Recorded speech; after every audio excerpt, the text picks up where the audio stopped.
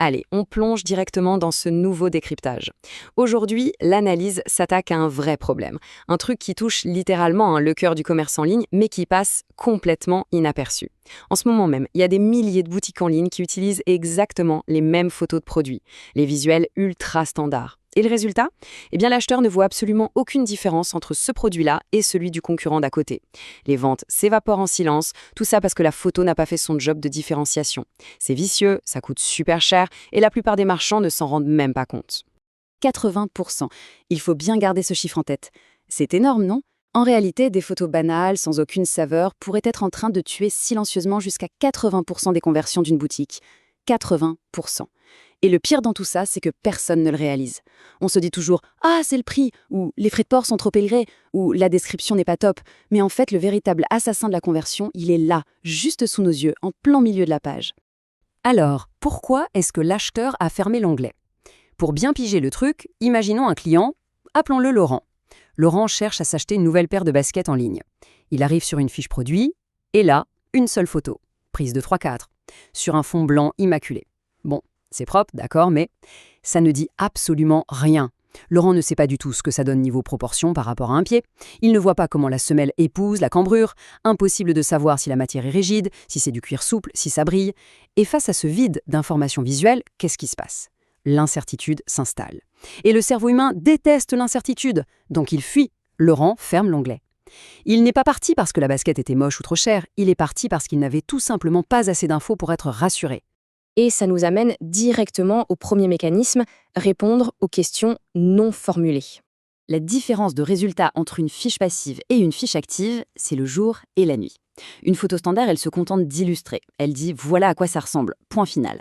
Alors qu'une photo optimisée, c'est un véritable argumentaire. Elle est là pour anticiper et casser les objections avant même qu'elles n'apparaissent. Regardons cette comparaison. D'un côté, la version classique. Une photo de face, le nom du produit, c'est le degré 0 de la vente. De l'autre côté, la version optimisée. Là, on a quelqu'un qui porte l'article, un gros plan sur la texture, un zoom hyper net sur les coutures, une mise en situation et même du contenu généré par d'autres clients. On répond à toutes les questions d'un coup. Résultat, le client passe logiquement plus de temps sur la page, il s'imprègne du produit et le taux d'ajout au panier explose. C'est une vraie conversation visuelle. Ce qui nous fait passer au deuxième mécanisme, tout aussi crucial, connecter l'émotion à la logique. Le gros problème avec les fonds blancs purs, c'est que ça enlève tout le contexte. Ça tue l'émotion. Sans repère, le cerveau bloque, incapable de se projeter. Prenez cette chaise de bureau ergonomique. La version A, à 45 degrés sur fond blanc, franchement, c'est clinique. Ça fait un peu catalogue de salle d'attente. Mais regardez la version B, une vraie photo lifestyle. On voit quelqu'un assis dessus, l'air hyper concentré, avec une belle posture naturelle, une super lumière. Pourquoi ça marche 10 fois mieux? Parce que d'un coup, on prouve visuellement la promesse ergonomique du produit. On ne vend plus juste une chaise, on vend du confort, de la productivité, du bien-être au travail. On crée un lien émotionnel super fort. Allez, on enchaîne avec le troisième mécanisme, le renforcement de la crédibilité du produit. Parce que oui, la confiance, ça se construit, mais ça se détruit aussi en une fraction de seconde. Il y a 3 erreurs visuelles fatales qui ruinent la crédibilité d'un produit. De 1, utiliser exactement les 3 mêmes angles standards pour 95% du catalogue. Ça fait très travail à la chaîne et l'acheteur finit par se demander si la photo correspond réellement au modèle qu'il regarde. De 2, les retouches complètement abusives. Le truc trop lisse, l'ombre fausse, notre cerveau est programmé pour repérer ça à des kilomètres. Ça crie tromperie et ça finit direct en retour colis amer. Et de 3, la contradiction.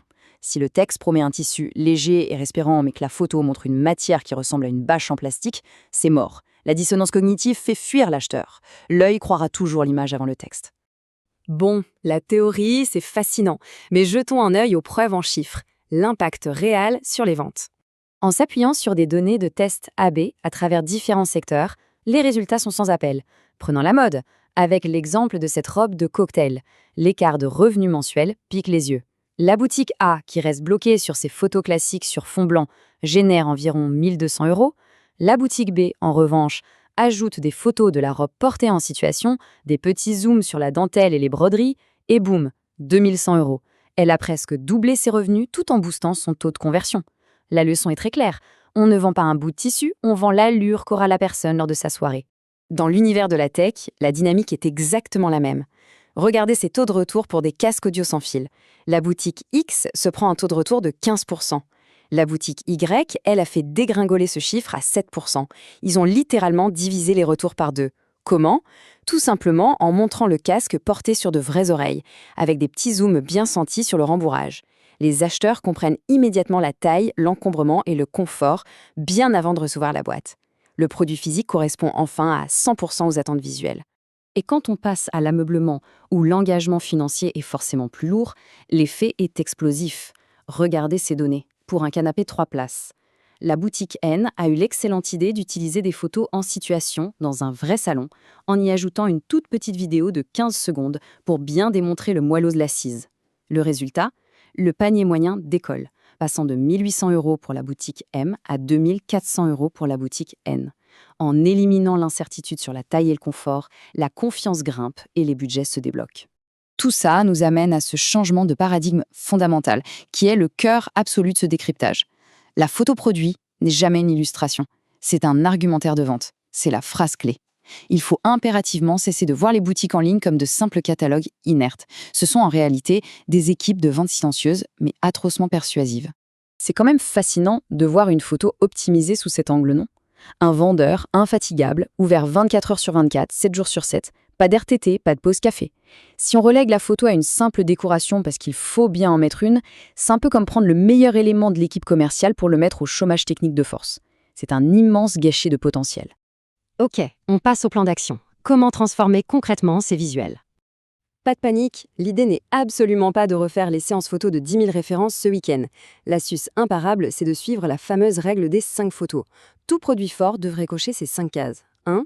La mise en situation, lifestyle, pour voir le rendu dans la vraie vie. 2. La texture de la matière, le petit zoom qui rassure sur le toucher. 3. Les finitions, les coutures qui prouvent la solidité. 4. L'utilisation ou l'installation pour montrer à quel point c'est simple. Et 5. Le désir émotionnel, la photo où le produit est juste irrésistible. Le conseil en or ici, c'est d'appliquer cette règle en priorité absolue sur les best-sellers. Bien sûr, il ne faut pas négliger la technique pour autant. Ces nouveaux visuels doivent être performants. Il y a 3 check-ups vitaux. Le poids, d'abord. On maintient ça sous la barre des 150 à 200 kilo-octets. Ensuite, le format. Le WebP est incontournable aujourd'hui pour charger vite et plaire aux moteurs de recherche. Et enfin, le profil colorimétrique, hyper important pour que les couleurs à l'écran soient fidèles à la réalité. Sinon, il faut s'attendre à une avalanche de retours liée aux mauvaises surprises au déballage. C'est vraiment la routine des acteurs majeurs du marché. Ceux qui dominent les annuaires de performance comme Ecomperf ne se contentent jamais de photos neutres. Ils testent en permanence, ils observent le comportement des acheteurs et ils optimisent la cohérence visuelle. Ils créent des modèles photographiques affinés sans cesse, refusant catégoriquement de laisser une seule image sans message occuper de l'espace sur une page. Et pour finir, voici une petite question volontairement provocatrice pour boucler cette analyse. Un gérant de boutique serait-il prêt à défendre la pertinence de chacune de ces photos face à un acheteur potentiel? Si, en regardant une image, on n'arrive pas à dire explicitement quelle objection elle vient détruire ou quelle valeur elle démontre, c'est que cette image ne sert à rien. Transformer chaque visuel en véritable réponse, c'est transformer les simples visiteurs en acheteurs confirmés. Merci d'avoir suivi ce décryptage. La balle est maintenant dans le camp des e-commerçants pour réinventer leur visuel et à très bientôt pour une nouvelle exploration.